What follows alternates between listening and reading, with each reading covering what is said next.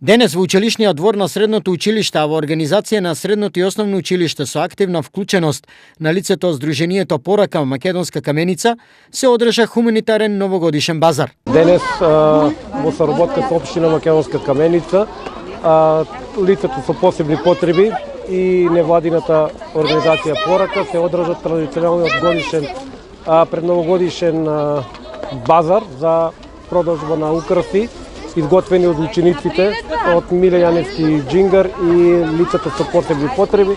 Средствата ќе бидат наменети за хуманитарни цели. Во тек на изминатите денови изработивме новогодишни украси и храна, а средствата ќе бидат наменати во хуманитарни цели.